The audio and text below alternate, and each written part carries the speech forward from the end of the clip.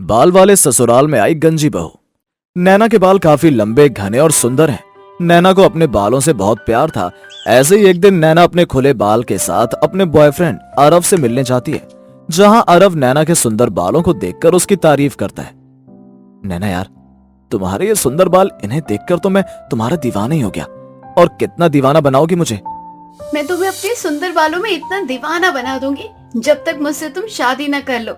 अब जल्दी से बताओ, तुमने मेरी बात अपने घर में की या नहीं? की थी, पर माँ ने कहा है कि पहले मैं कोई अच्छी सी नौकरी कर लूं, उसके बाद ही वो मेरी शादी तुमसे कराएंगी। वैसे मेरी माँ तुम्हारे बाल देखकर बहुत खुश होंगी। तुम जानती हो, मेरे घर में सभी के बाल हैं, वो भी बहुत सुंदर। और मैं हमेशा से चाहता था कि उनकी होने वाली बहू के बाल भी उन्हीं के जैसे लंबे, घने और काले सुंदर हो, जो कि तुम्हारे हैं। नैना अपनी इतनी तारीफ सुनकर बहुत खुश होती है और शर्मा जाती है। नैना और अरव एक दूसरे से बहुत प्यार करते थे। वो दोनों एक दूसरे से शादी करना चाहते थे, पर अब तक अरव की कोई अच्छी नौकरी नहीं लग पाई थी, इसलिए अरव और नैना की शादी नहीं हुई थी। समय यूं ही बीतता है और एक दिन नैना को खून की उल्टी होती है। नैना बेटा, ये सब क्या है? तुझे खून की उल्टियाँ क्यों हो रही है? तेरी तबीयत ठीक तो है ना? पता नहीं माँ, कुछ दिनों से तबीयत ठीक नहीं लग रही है। मैंने केमिस्ट की दुकान से दवाई लेकर खा ली, पर एक दो दिन से मुझे बहुत चक्कर और कमजोरी महसूस हो रही है। कभी कभी नाक से भी खून आता है और सर दर्द करता है, और अब तो मेरे बाल भी झड़ रहे हैं माँ। अगर मैं गंजी हो गई तो आरव मुझे कभी नहीं अपनाएगा। मुझे क्या हो रहा है माँ? कहीं मुझे कोई बीमारी तो नहीं? नहीं मेरी बच्ची, तुझे कुछ नहीं हुआ है, और तुझे कुछ क्यों होगा? हिम्मत मत हार, मैं तेरे साथ हूँ। नैना अरब से बहुत प्यार करती थी। वो उसे किसी भी हाल में खोना नहीं चाहती थी, इसलिए अपनी तबीयत के बारे में कुछ नहीं बताती और अपनी माँ के साथ डॉक्टर के पास जाती है। नैना के कुछ टेस्ट करवाए जाते हैं और टेस्ट करवाने के बाद पता चलता है कि उसे कैंसर है। माँ, तुमने सुना ना, डॉक्टर ने क्या कहा? मुझे कैंसर है। मेरे बचने की बहुत कम उम्मीद है। नैना बेटा, तू क्यों रो रही है? डॉक्टर ने कुछ % तो बचने के बताए हैं ना, और डूबने वाले के लिए तो तिनका भी सहारा होता है। मैं तेरा अच्छे से इलाज करवाऊंगी, देखना तू इस बीमारी को जल्द ही हरा देगी। पर माँ, अगर आरव को पता चल गया कि मुझे बीमारी है और उसने मुझे छोड़ दिया तो मैं क्या करूँगी? मैं तो उसके बिना मर जाऊंगी। नैना अरव को खोना नहीं चाहती थी, इसलिए वो अरव से ये सच छिपा लेती है। अब इसी तरह से कुछ दिन बीत जाते हैं और समय के साथ नैना के बाल और भी ज्यादा झड़ने लगते हैं। ऐसे ही एक दिन नैना अरव के साथ एक रेस्टोरेंट में बैठी होती है और तभी अचानक से नैना को खांसी होती है और खांसी के द्वारा नैना के मुंह से खून निकलता है। नैना के मुंह से निकलता खून देखकर अरव घबरा जाता है और नैना से कहता है, नैना तुम ठीक तो हो ना? सच सच बताना, तुम्हें क्या हुआ है? और समय के साथ साथ तुम्हारे बाल भी बहुत पतले हो गए। क्या तुम मुझसे कुछ छिपा रही हो? कुछ भी ठीक नहीं है आरव। आरव, मुझसे वादा करो, अगर मैं तुम्हें सच बताऊंगी तो तुम मुझे नहीं छोड़ोगे। तुम मेरी जिंदगी हो नैना, मैं तुम्हें कभी नहीं छोड़ सकता। और मुझे बताओ, क्या हुआ है तुम्हें? आरव, मुझे कैंसर है। बहुत जल्द मेरे सुंदर बाल, जो तुम्हें बहुत अच्छे लगते थे, वे मुझसे छीन जाएंगे और मैं गंजी हो जाऊंगी। डॉक्टर ने मेरे जीने के चांसेस बहुत कम बताए हैं। नैना, तुमने सोच भी कैसे लिया कि ऐसे समय में मैं तुम्हें छोड़ दूंगा? ऐसे समय में मैं और भी तुम्हारे साथ रहूंगा, और मुझे तुमसे प्यार है, तुम्हारे बालों से नहीं। अगर तुम एक बार ठीक सच जानने के बाद भी आरव नैना को नहीं छोड़ता, पर कैंसर की वजह से नैना को अपने बाल खोने पड़ते हैं। अब नैना पूरी तरह से गंजी हो जाती है, पर फिर भी अरव नैना का साथ नहीं छोड़ता और उससे शादी कर लेता है। शादी के बाद अरव के सभी घर वाले बहुत खुश थे, क्योंकि उन्हें जिस नैना के बारे में पता था उसके बहुत सुंदर बाल थे। पर जब वो लोग घर में गंजी दुल्हन को देखते हैं तो सब उसका बहुत मजाक उड़ाते हैं, साथ ही साथ उसे ताने भी देते हैं। कल मुंही कहेगी, तेरी वजह से मेरे बेटे ने झूठ कहा कि मेरे होने वाली बहू के सर में बहुत बाल है, पर यहाँ तो तू गंजी निकली। एक बार तू अपने ससुराल वालों के सर को देख, सबके सर में बाल है, बस एक तेरे ही सर में खुला मैदान है। माँ, मैं तो तुम्हें पहले से ही कहती थी, भाई की बात पर विश्वास मत करो। वे अपनी जिद मनवाने के लिए किसी भी हद तक झूठ बोल सकता है। माँ, मैं तो इस लड़की को अपनी भाभी नहीं मानती। ऐसी गंजी औरत भला मेरी भाभी सपनों में भी नहीं बन सकती। सही है आशा बहन, तुम्हारे घर में सभी के सर पर बाल हैं, एक तुम्हारी बहू ही गंजी निकली। वैसे मुझे बड़ी हंसी आ रही है तुम्हारी बहू को गंजा देखकर। इसने तो अपने बालों की तरह तुम्हारी इज्जत की भी सफाई कर दी। वहां खड़े सभी लोग नैना के गंजेपन का मजाक उड़ाकर वहां से चले जाते हैं। आशा देवी भी नैना को अपनी बहू अपनाने से मना कर देती है। समय यूं ही गुजरता है पर अरव अपनी बीवी का साथ नहीं छोड़ता। ऐसे ही एक दिन जब अरव देखता है कि उसकी माँ नैना को खरी खोटी सुना रही है तो अरव से बर्दाश्त नहीं होता और आखिरकार वो अपने घर वालों को सारी सच्चाई बता देता है। बस कीजिए आप सबकी हिम्मत कैसे हुई मेरी बीवी का मजाक बनाने की। और एक बात, मैंने किसी से झूठ नहीं कहा है। कोई तेरी बीवी का मजाक नहीं उड़ा रहा, जो सच है बस हम वही कह रहे हैं। और तूने अगर हमसे झूठ नहीं कहा तो क्या बोला? देख अपनी बीवी का गंजा सर और गिनकर बता मुझे कितने बाल हैं तेरी बीवी के सर पर। अरे तुझे शर्म नहीं आई गंजी बीवी उठाकर लाते हुए? तेरी इस गंजी बीवी की वजह से पूरे मोहल्ले में मेरी नाक कट गई। माँ के आपके लिए किसी के सर के बाल और आपकी इज्जत किसी की जान से ज्यादा प्यारी है? नहीं यार, आप कुछ मत बोलो, चुप हो जाओ मेरे लिए। नहीं नैना, मैं चुप नहीं बैठूंगा। माँ, नैना के बाल इस घर में सबसे सुंदर थे। मुझे नैना के बालों से भी प्यार था और नैना तो अपने बालों पर मरती थी। पर नैना की बीमारी ने उसके सुंदर बाल छीन लिए और उसकी जिंदगी में गंजापन ला दिया। माँ, आप जानती हो आपकी बहू किस बीमारी को झेल रही है? मेरी नैना को कैंसर है, कैंसर। डॉक्टर ने कहा है अगर नैना की दवाइयां सही से नहीं चली या नैना खुश नहीं रही तो वो हम सबको बहुत जल्द छोड़कर चली जाएगी। माँ, मैं अपनी नैना को नहीं खो सकता, इसलिए आप सब अगर मेरा साथ नहीं दे सकते तो नैना को चोट भी मत पहुंचाइए। क्या मेरी बहू को कैंसर है? हे भगवान, ये मैंने क्या कर दिया? सच जानने के बाद आशा को अपने कहे हर शब्द पर अफसोस होता है, पर कहते हैं ना, धनुष से निकला तीर और जुबान से निकले शब्द कभी वापस नहीं होते।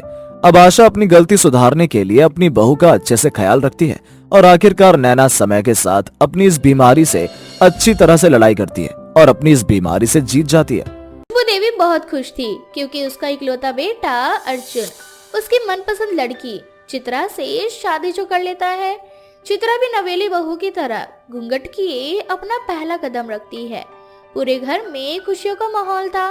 तभी वहाँ एक विदेशी लड़की जिसका नाम रोज था, वो रोते हुए बोलती है, ये सब क्या है अर्जुन? तुमने मेरे साथ इतना बड़ा धोखा किया। तुमने मुझसे प्यार किया था ना, फिर ये सब क्या है?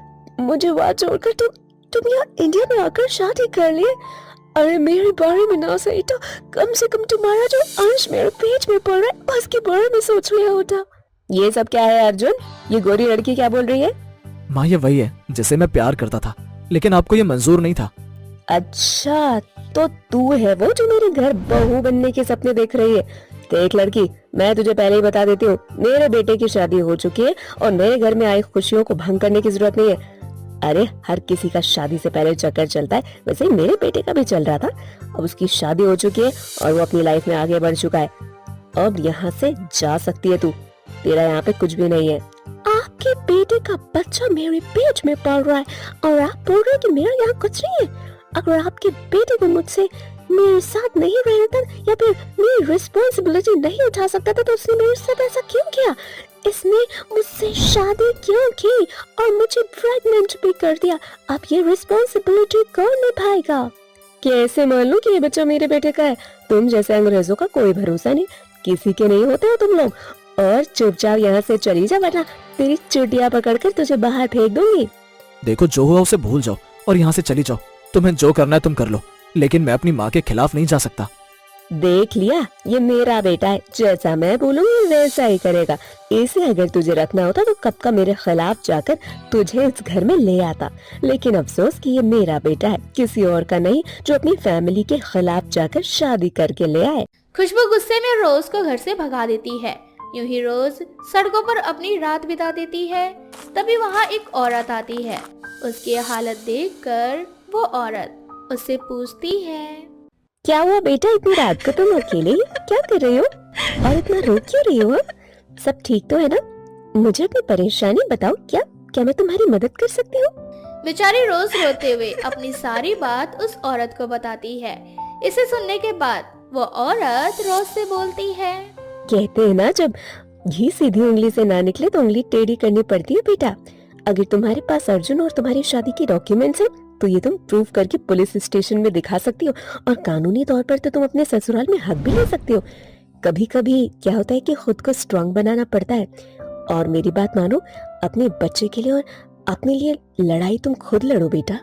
लेकिन मैं अपने ससुराल वालों को इस तरह से तकलीफ में नहीं देख सकती। ये तो तुम्हारा बड़प्पन है बेटा कि तुम विदेश में रहकर भी ऐसी सोच रखती हो। एक काम करो, पहले अपने ससुराल जाकर बात करो और उनसे समझाओ।